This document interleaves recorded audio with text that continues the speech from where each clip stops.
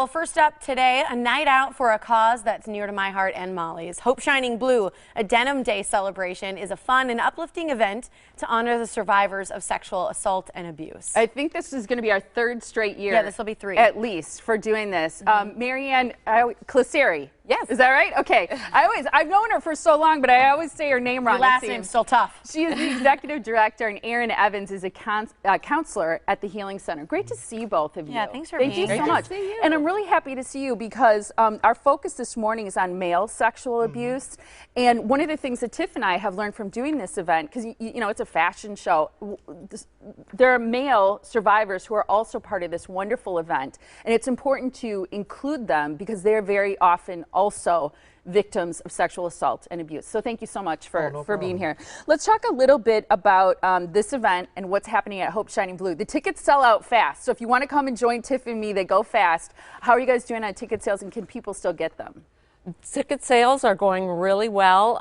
There's a few tickets left, so go online today and take care of that because there's very few tickets left. And it's April 27th, which is a Wednesday. What's going to be new this year? What can people expect? For a lot of people come each year and support this wonderful show, but for people who haven't been, what can they expect this year? Well, this year we have our Thrive Award winner is Rhonda Bagos-Saliski, and she is a former singer with Street Life that used to play with Bucks, and she is wonderful and speaking internationally about sexual assault and bringing awareness. And then also new this year is our award Wind Beneath Our Wings, and that is going to Mindy Lubar-Price, and she's a community advocate that has been helping the Healing Center since we opened our doors and even before. That is really great. It is a celebration. I think it's important to note.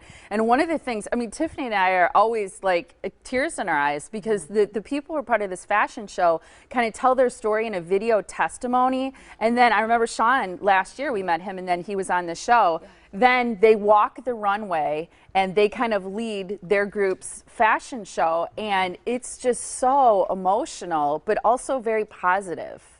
It is incredible, and survivors talk about it like they walk the runway and they can't walk a different direction anymore. It's like walking over the bridge, and it changes their lives, and they know that they are not only a survivor but thriver. It's amazing. We're like high-fiving people as they walk by.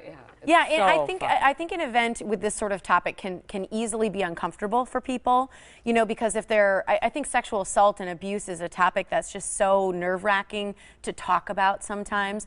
But the work that you guys do at the Healing Center is about breaking that cycle of silence, because so often people don't tell anyone, and that's what keeps this cycle of abuse going. Abusers can continue abusing if people don't tell or talk about it or report it. What are some of the programs that you guys do at the Healing Center that truly help people move into that new space of empowerment? Well, we have a lot of groups that we're doing. I specifically have taken over running our men's group, which really gets the men together and kind of talking about these issues. We also have our individual counseling, which myself and our great team kind of do to again, just kind of help survivors in, taking that step forward, giving them, tools to deal with some things and really help them to live kind of the valued life that they want to live. And, we also have our beginner groups that really, again, help with those coping skills and just a lot of topic nights and things to help not only survivors but the community and loved ones come together and help learn how to support each other. We love what you do. Tiff and I have actually visited. And what is it, in your opinion, that's unique about men who decide to heal from sexual abuse and assault? Because it is unique for them. And I always wonder if men think they somehow, because they're seen as the stronger sex, if they somehow should have been able to prevent it or stop it from happening even more so than women. Yes, that's one of the myths that we kind of go through, that men, do feel like there's something that they should have been able to do, even though, when there's a power differential between people, especially with assault, that, you know, men feel like, oh, well, because I'm a man, I should have been able to do something, or because of this has something to do with, you know, my sexuality or something like that, and just many other myths that kind of make it more difficult for men to come forward, as well as really a lack of services for men out there, because, you know, a lot of these services are geared very much towards women, and a lot of times men don't feel comfortable even walking through that door. So, you know, for the men that I've worked with and who've been able to come through our doors, I find them to be very courageous just to be able to come and do that. And you do so many things outside of even the therapy and support groups at Healing Center. You do things like yoga or movement, right? Yes, we provide access to yoga, movement classes, breathing workshops. We've had we have creative healing right now, where we have a local artist who's coming in and creating a piece of artwork, which is amazing, which will be at Hope Shining. And it's a group of survivors who have put together this piece of art. We have pet therapy, where we have a therapy dog within our group to help feel safe and create that warm environment.